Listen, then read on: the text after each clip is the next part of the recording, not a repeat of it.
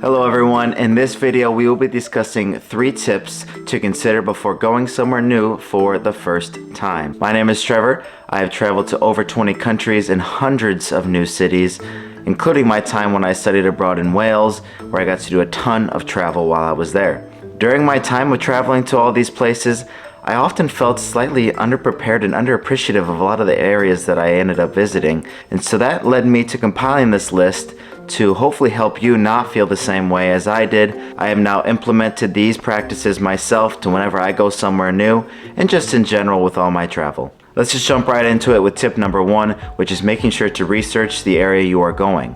Now this can be the city, this can be the state, the region, the country, whatever it is, make sure you dive into as much research as you can. Being that you are here right now, you're already doing a good job of that yourself. One thing that should come up in your research is where you should stay.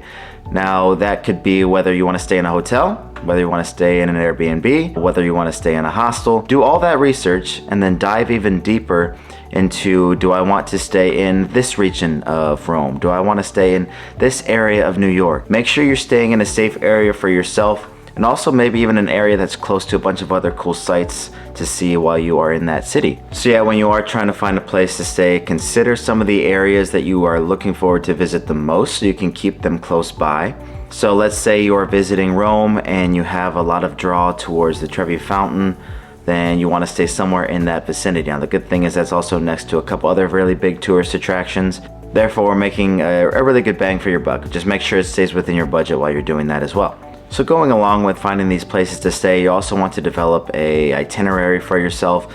So let's say you decide you want to stay kind of near the Trevi Fountain. Well, I know I can get there really quick along with the Pantheon, or I can take a short walk down towards the Colosseum.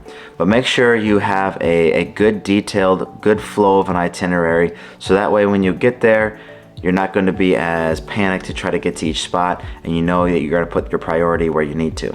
Another thing that's really important to research is what's the food and drink in that area, especially if you have dietary restrictions. So make sure you look up what's the popular dish of that area. Hey, can I eat that? Do I have any restrictions with it? The same thing with drinks. I know one of our favorite things when I was in Italy was aperitivo, or let's say if you're heading off to Ireland, getting a Guinness, or so on and so forth. If you're going to Mexico, getting some tequila. Oh yeah. But yeah, it's something I always try to do is what is that area famous for? And am I gonna get it? Another thing to research is going to be if the place you are going speaks any different languages. So if you're going to Spain, obviously you're going to be speaking Spanish when you're in Spain. So can I use a few different words so that way when I get there, I'm not sounding like an idiot when I order my food? Because in my experiences, all those different countries, if they do have a different language than what you speak, they will really appreciate you making the effort.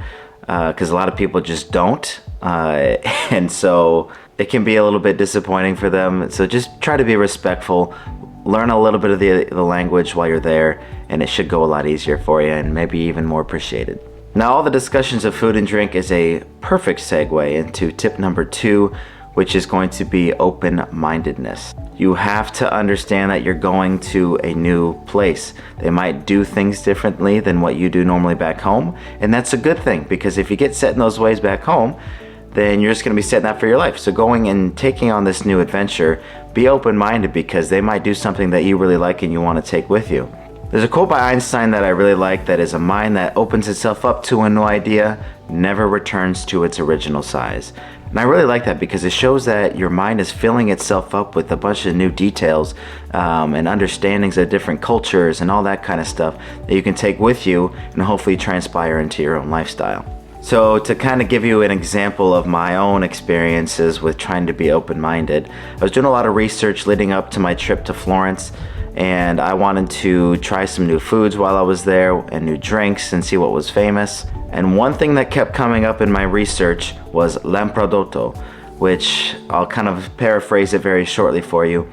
It's fourth stomach of a cow, so it's not very appealing when you hear about it for the first time. But I was like, you know what? This is what they have there sometimes. I hope it's not a tourist trap. Let's give it a shot. Maybe I'll like it. So Lexi and I were walking in Florence and we came upon a spot that was advertising their Lamprodotto. So I was like, you know what? It's a perfect time. Let's go over there and give it a try. I didn't tell Lexi about it ahead of time. I wanted to kind of surprise her and see if she would try it. She didn't end up trying it. But anyways, we get in there. The people were absolutely fantastic. They were really nice. I ordered my lamprodotto. I didn't want to eat in front of them because I didn't want to, you know, embarrass them and make them feel bad. So I took it outside of the store and started filming myself eating it. And you can watch that video on my channel, by the way. But I start eating it. I'm like, well, the seasoning's really good, but I'm not sure this is really for me, mainly because of the texture. But again, I wouldn't have known that had I not stepped out of my own comfort zone and tried that new food, which who knows, I might have really liked it. And like, I've had multiple instances where I have liked the food. That just wasn't one of them. Another time where I've tried something out of my comfort zone was simply having conversations with locals in some of these areas. So another example in Florence would be, we were out to dinner, Lexi and I, getting a Florentine steak, which was fantastic, by the way. So make sure you get one of those if you ever go there. We got to talk with our waiter, who was obviously Italian, and that was probably the most enriching moment we've had. We actually had dinner there I think we were there for about 3 or 4 hours. And he ended up serving us a bunch of free liqueur, which we unfortunately got a little bit intoxicated off of, and it was a fun walk home. But that's such a cool experience. We can fully engage yourself in conversation with someone different than you. Sorry if you heard my cat. She's right here trying to go outside. But such a cool experience. So I'd recommend to any of you to have a conversation with a local and see what they have to offer, because they might even tell you a restaurant that didn't come up in your research that you have to go check out, or a place that you can see the city from that no one else knows of, and you can go and check it out that way as well. Now moving on to tip number 3, which is don't have a rigid schedule. So I know earlier we touched on having a itinerary, which I think is still very, very important, but I think it's also important to work into that itinerary some very like loose time, some free time essentially, a few hours of that, so that way you can really explore somewhere new. Because some of my favorite experiences, and I hope that a lot of you in the comments can say something similar, is when you have time for spontaneity, where you can say, okay, I don't have to be here at 4 and I don't have to be here at 6. Let me just walk around and see what I can find.